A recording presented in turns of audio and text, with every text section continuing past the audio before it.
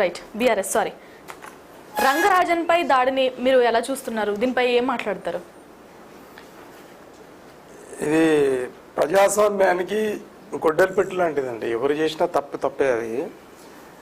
అయితే already Bharatiya Janata party దాని mother board అయిన ఆర్ఎస్ఎస్ పుణ్యాన 100 సంవత్సరాలు 2025 నిండబోతుంది. నిండబోతుంది.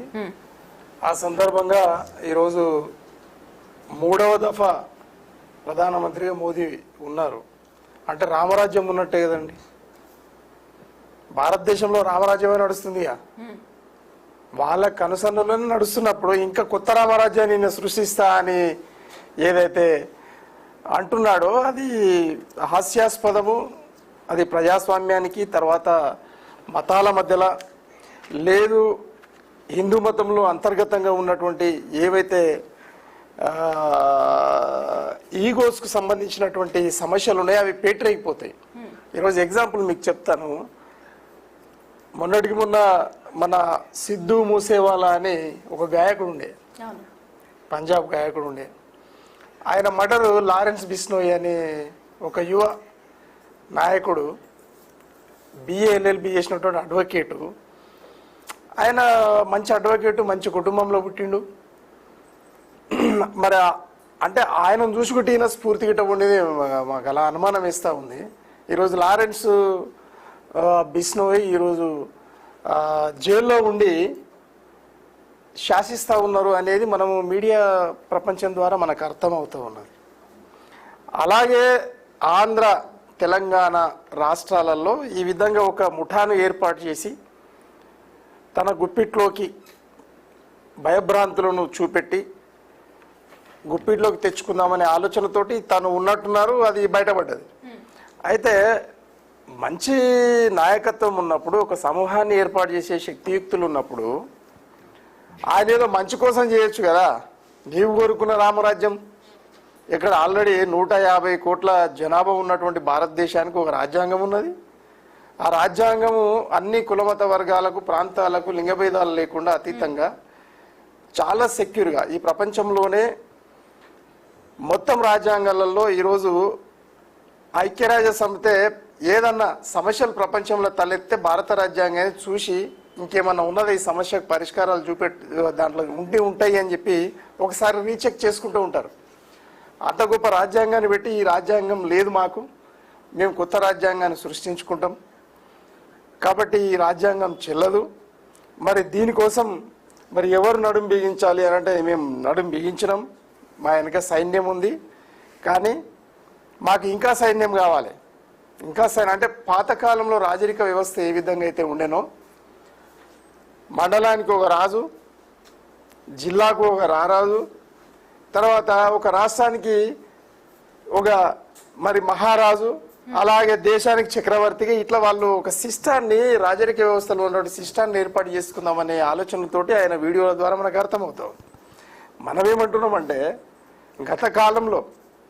గత కాలంలో ఎవరము ఏంది అనేది ఎన్టీ రామారావు గారి నట సార్వభౌముడు, విశ్వనటుడు ఆయన ఒక దానవీర సూరకర్ణ అనే ఒక సినిమాలో మన భారతదేశ చరిత్ర గురించి ఒక డైలాగ్ ఉంది. చెప్పండి. ఆ డైలాగ్ ద్వారా అందరికి అర్థమైపోయింది ఏంది అని అంటే మనం ఎవరము అనేది. భారతీయులు అంటే ఎవరము అంటే మరి ఏనాడో అయిపోయినటువంటి ఈ భారత జాతిని దీంట్లో అందరూ కలగలిపి ఉన్నప్పుడు మళ్ళీ దాన్ని పేటరేగిచ్చే విధంగా, పుండు మీద మళ్ళా కారం జల్లే విధంగా, పుండు ఆల్రెడీ మానిపోయింది, మళ్ళీ కొత్త పుండును తయారు చేద్దాం. ఎక్కడ మానింది అసలు? ఇండియాలో రాజ్యాంగం వస్తే మారినట్టే కదా. కుల ప్రస్తావన లేకుండా ఏ సభ అయినా ఉంటుందా? ఎస్, ఎగ్జాక్ట్లీ అదే చెప్తున్నా.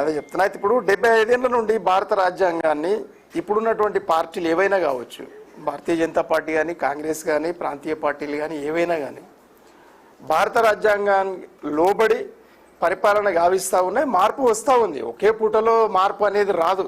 ఎందుకంటే ఈ మానవ సమాజంలో ఇంకొక 100 ఏళ్ళు 200 ఏళ్ళు కావాలి మనకు. ఎందుకు? మన చట్టాలు, రాజ్యాంగం మరి అన్ని పిన్ టు పిన్ అర్థం కావాలి ప్రజలకు, ఇటు పార్టీలకు అని అంటే దానికి టైం పడుతుంది. ఈరోజు అమెరికాను చూసాం మనం, 400 సంవత్సరాలు అవుతా ఉంది. మనకు వచ్చే ఎంత 75 ఏళ్ళు అంటే మనం చాలా చిన్న వయసులో ఉన్నాం ఇంకా. బట్ అది పెద్ద ప్రజాస్వామ్య దేశం మనది. అవును, రైట్. ఎస్.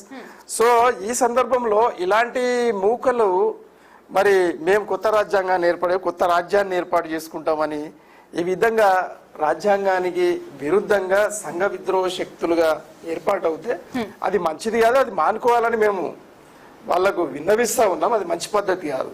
ఈరోజు చిలుకూరు బాలాజీ టెంపుల్ అనేది ఈరోజు మనము ఏది వీసా దేవుడుగా, చదువు దేవుడుగా మనము కొలుస్తూ ఉంటాం. అది మా ప్రాంతం. నేను as a contested MP Chevella పార్లమెంట్గా నా సొంత ప్రాంతం. ఓకే, నా సొంత ప్రాంతం. నిన్న మేము మా కేటీఆర్ గారు, తర్వాత మేము, అలాగే మా సబితమ్మ గారు, మా ఎమ్మెల్యేలు, ఎంపీలు, మంత్రులు, మాజీ మంత్రులు మేమందరం పరామర్శించడానికి కూడా వెళ్ళాం. ఆయనతో మాట్లాడిన సందర్భంలో ఆయన వ్యక్తం చేసినటువంటి విషయాలు ఏంటి అంటే, మేము ఒక కొత్త రాజ్యాన్ని సృష్టించబోతా ఉన్నాం, మాకు సైన్యం కావాలి, మ్యాన్ పవర్ కావాలి, నీవు మాకు మ్యాన్ పవర్ని అందివ్వాలి. రెండవది, దేవుడికి వచ్చే డబ్బులు అన్నీ కూడా మాకు వాటా ఇవ్వాలి సగం అని చెప్పి ఆయనను పాపం దుర్భాషలాడి డామినేట్ చేసి తిట్టి కొట్టి అవమానపరిచి మరి ఆ విధంగా దుర్మార్గమైన చేష్టలు చేయడం జరిగింది.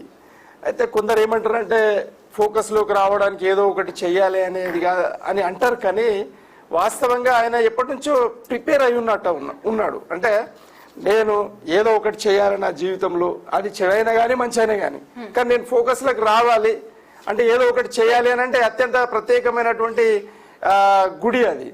ఆ గుడి మీద దాడి చేయడం, గుడిని కబ్జా చేయాలని చూడడం, తర్వాత ప్రధాన మరి అర్చకులైనటువంటి రంగరాజన్ గారి మీద దాడి చేయడం అనేది ఇది అమానవీయం. దీన్ని మేము పార్టీ తరఫున ఖండిస్తా ఉన్నాం. మీరన్న దాంట్లో 2 కీలక పాయింట్లు ఉన్నాయి. అది వీసా దేవుడు అని పిలుస్తూ ఉంటారు, యువత కూడా ఎక్కువగా వస్తూ ఉంటుంది అక్కడికి. యువత టార్గెట్ గా జరిగింది అంటే ఏం చెప్తారు? అదే ఎగ్జాక్ట్లీ 100%. ఎందుకనంటే అక్కడ ఇంటర్మీడియట్ పిల్లలు, 10th క్లాస్ పాస్ అవ్వబోతున్న పిల్లలు, ఎగ్జామ్స్ రాయడానికి వెళ్ళే పిల్లలు, జాబ్స్ కోసం వెళ్ళే పిల్లలందరూ కూడా అక్కడ 108 చుట్లు తిరిగితే వాళ్ళ ఏది కోరికలు నెరవేరుతాయి అనేది ఉండదు. కోరికలు నెరవేరినాయనే అదే అక్కడ ఎవరైతే వచ్చి మొక్కుకున్నారో వాళ్ళే సాక్ష్యాలు పలికిన విషయాలు ఉన్నాయి. అయితే ఇక్కడ మరి అందరం కూడా హిందువులమే. మరి హిందూ దేవతలకు ఒక ప్రధాన అర్చకులుగా ఉన్నటువంటి వ్యక్తితో ఆ విధంగా ప్రవర్తించడము ఆయనకు ఎంత మేరకు న్యాయం? కరెక్ట్ కాదు కదా. మీరు ఒకవేళ నిజమైన దేశభక్తి అంటే ఏంది? నిజమైన దేశభక్తి అంటే ఒకవేళ దేశం మీద ఇంకెవరన్నా మన మీద అతీత శక్తులు చేస్తూ ఉంటే మనం దాన్ని అడ్డుకోవాలి.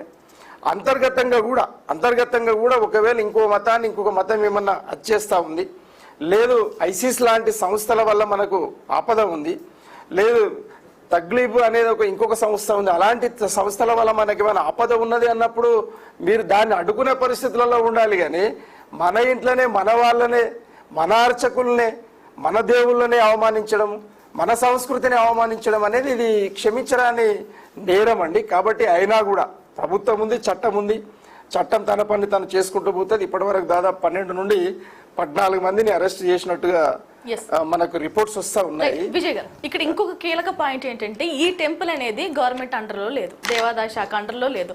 ఎంత డబ్బు వచ్చింది, ఏంటి, ఎంత ఖర్చు అవుతుంది అనేది లెక్కలు అఫీషియల్ గా తెలియదు. సో అందుకే టార్గెట్ చేశాడా?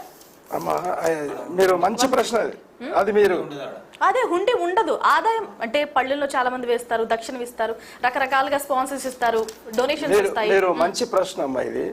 ఈరోజు దాదాపు 70 నుండి 90% ఉన్నటువంటి హిందువులు, హిందూ దేవాలయాలకు హిందువుల డబ్బుకు లెక్కలు కావాలి, తక్కిన మతాలకు లెక్కలు ఉన్నాయా అన్నప్పుడు హిందువులు అడిగేది అది వాస్తవమైనటువంటి ప్రశ్న. ఆ ప్రశ్నకు ఇప్పటి వరకు కేంద్ర ప్రభుత్వం కానీ రాష్ట్ర ప్రభుత్వాలు కానీ ఇప్పటి వరకు దానికి జవాబు చెప్పట్లేకపోతాం. కేంద్రం ప్రస్తావన తీసుకురాకండి, ఖాళీ ఇక్కడనే ఉంటది దేవాదాయ శాఖ, నార్త్ లో ఉండదు. అయితే కేంద్రానికి సంబంధం అయితే ఒక అధిక జనాభా కలిగినటువంటి హిందువుల యొక్క డబ్బు ధనాన్ని అంతా కూడా మరి